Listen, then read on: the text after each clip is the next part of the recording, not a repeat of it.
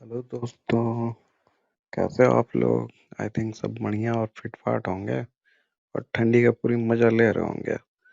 हम सुनेंगे आपको मजेदार कहानियाँ जिससे आपको सीख भी मिलेगी और बचपन की यादें ताजा भी हो जाएगी। तो सुनिए कहानी। और हाँ, बढ़िया लगे तो लाइक शेयर और सब्सक्राइब जरूर से कर देना, उसमें कंजूसी ना करना यारो। गौरैया और बंदर की कहानी। एक बार की बात है। एक जंगल के किसी घने पेड़ पर एक गौरैया का जोड़ा रहता था। वो उस पेड़ पर अपना घोंसला बनाकर गुजर बसर करते थे। दोनों खुशी खुशी अपना जीवन बीता रहे थे।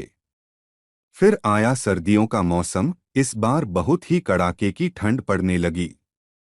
ठंड से बचने के लिए एक दिन कुछ बंदर उस पेड़ के नीचे ठिठुरते हुए पहुंचे। तेज ठंडी हवाओं से सभी बंदर कांप रहे थे और बहुत ही परेशान थे। पेड़ के नीचे बैठने के बाद वो आपस में बात करने लगे कि काश कहीं से आग सेंकने को मिल जाती तो ठंड दूर हो जाती। उसी बीच एक बंदर की नजर पास पड़ी सूखी पत्तियों पर पड़ी। उसने दूसरे बंदरों से कहा, चलो इन सूखी पत्तियों को इकट्ठा करके जलाते हैं। उन बंदरों ने पत्तियों को एक जगह इकट्ठा किया और उन्हें जलाने का उपाय करने लगे। ये सब पेड़ पर बैठी गौरैया देख रही थी। ये सब देखकर उससे रहा नहीं गया और वो बंदरों से बोल पड़ी, तुम लोग कौन हो? देखने में तो तुम आदमियों की तरह लग रहे हो, हाथ पैर भी हैं। तुम अपना घर बनाकर क्यों नहीं रहते? गौरैया की बात सुनकर ठंड से कांप रहे बंदर चिढ़ गए और बोले, तुम अपना काम करो, हमारे काम में पड़ने की जरूरत नहीं है। इतना कहने के बाद वो फिर आग जलाने के बारे में सोचने लगे और अलग अलग तरीके अपनाने लगे। इतने में बंदरों की नजर एक जुगनू पर पड़ी। वो चिल्लाने लगा, देखो ऊपर हवा में चिंगारी है, इसे पकड़कर आग जलाते हैं। यह सुनते ही सारे बंदर उसे पकड़ने के लिए अलग अलग तरीके अपनाने लगे। ये देख चिड़िया फिर बोल पड़ी, यह जुगनू है, इससे आग नहीं सुलगेगी। तुम लोग दो पत्थरों को घिसकर आग जला सकते हो। बंदरों ने चिड़िया की बात को अनसुना कर दिया।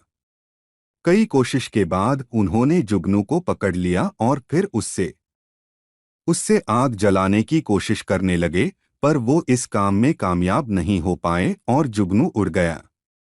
इससे बंदर निराश हो गए। इतने में फिर से गौरैया बोल उठी, आप लोग मेरी बात मानिए, पत्थर रगड़कर आप आग जला सकते हैं।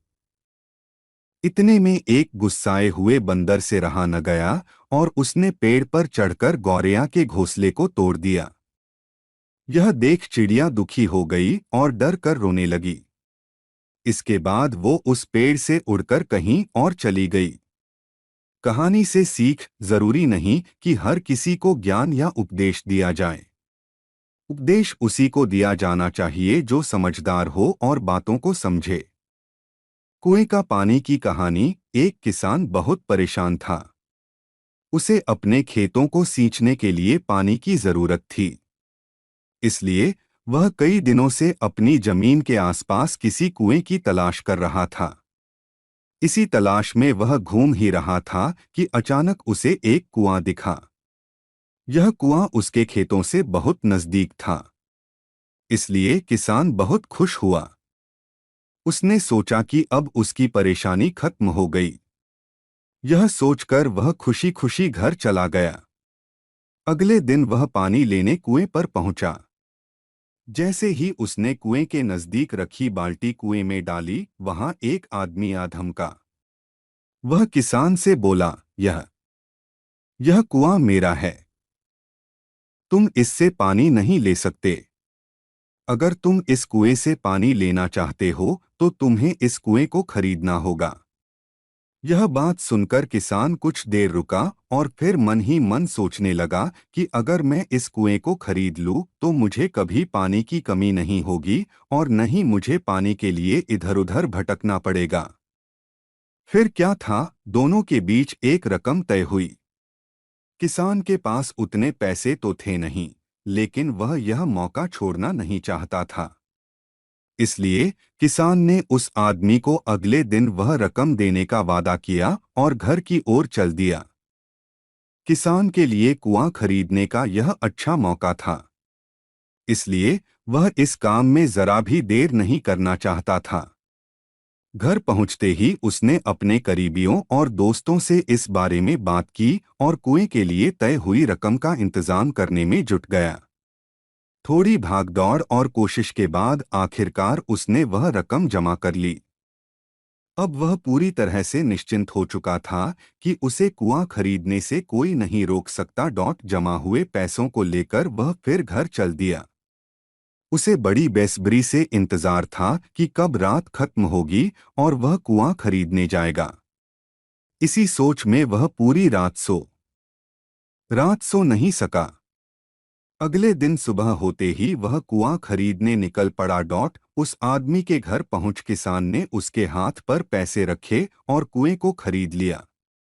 अब तो कुआं किसान का हो गया था, तो फिर उसने पानी निकालने में देर नहीं की। जैसे ही किसान ने कुएं से पानी निकालने के लिए बाल्टी उठाई, उस आदमी ने फिर बोला, ठहरो, तुम इस कुएं से पानी नहीं निकाल सकते हो। मैंने तुम्हें कुआं बेचा है, कुएं का पानी अभी भी मेरा है। किसान मायूस हो गया और न्याय के लिए राजा के दरबार में शिकायत करने पहुंच गया। मालूम है उस राजा का नाम क्या था? राजा अकबर। राजा अकबर ने उस किसान की पूरी कहानी सुनी और फिर उस आदमी को दरबार में बुलाया जिसने वह कुआं बेचा था। राजा का फरमान सुनते ही वह आदमी भागा भागा दरबार में हाजिर हो गया। राजा ने उससे पूछा, जब तुमने इस किसान को अपना कुआं बेच दिया तो फिर इसे पानी क्यों नहीं लेने दे रहे हो? आदमी बोला, महाराज, मैंने इसे केवल कुआं बेचा था, पानी नहीं। यह बात सुनकर राजा भी सोच में पड़ गए। उन्होंने कहा कि बात तो यह पते की कह रहा है, कुआं बेचा है, पानी तो नहीं। काफी देर सोचने के बाद जब इस समस्या को सुलझाने में वह नाकाम हो गए तो उन्होंने बीरबल को बुलाया। बीरबल बहुत ही बुद्धिमान था, इसलिए राजा अकबर किसी भी मामले पर फैसला लेने से पहले उसकी राय जरूर लेते थे। बीरबल ने एक बार फिर दोनों से उनकी समस्या पूछी। पूरी बात जानने के बाद बीरबल ने उस आदमी से कहा, ठीक है, तुमने कुआं बेचा, पानी नहीं। फिर तुम्हारा पानी किसान के कुएं में क्या कर रहा है? कुआं तुम्हारा नहीं है, फौरन अपने पानी को कुएं से बाहर निकालो। बीरबल का इतना कहते ही उस आदमी को समझ आ गया कि अब उसकी चालाकी किसी काम नहीं आने वाली। उसने राजा से फौरन में वह नाकाम हो गए तो उन्होंने बीरबल को बुलाया। बीरबल बहुत ही बुद्धिमान था, इसलिए राजा अकबर किसी भी मामले पर फैसला लेने से पहले उसकी राय जरूर लेते थे। बीरबल ने एक बार फिर दोनों से उनकी समस्या पूछी। पूरी बात जानने के बाद बीरबल ने उस आदमी से कहा, ठीक है, तुमने कुआं बेचा, पानी नहीं। फिर तुम्हारा पानी किसान के कुएं में क्या कर रहा है? कुआं तुम्हारा नहीं है, फौरन अपने पानी को कुएं से बाहर निकालो। बीरबल का इतना कहते ही उस आदमी को समझ आ गया कि अब उसकी चालाकी किसी काम नहीं आने वाली। उसने राजा से फौरन, जैसे इस कहानी के अंत में कुआं बेचने वाले आदमी को करना पड़ा। कहानी कैसे लगा मेरे दोस्तों? अच्छा लगा तो लाइक, शेयर और सब्सक्राइब जरूर से कर ले। ऐसे ही मज़ेदार कहानियां सुनने के लिए हमारे साथ जुड़े रहिए ताकि आपको ऐसे ही मज़ेदार कहानियां सुनने मिले। और हमें सपोर्ट करने के लिए आपका धन्यवाद। ऐसे ही हमारे साथ जुड़े रहे, मज़ेदार और प्रेरणादायक कहानियां सुनने मिले। हमें सब्सक्राइब ज़रूर कर लीजिए ताकि आपको अच्छे अच्छे कहानियां सुनने मिले। चलिए ऐसे ही मज़ेदार कहानियां सुनते रहिए और हमारे साथ जुड़े रहिए। चलिए सुनते रहे।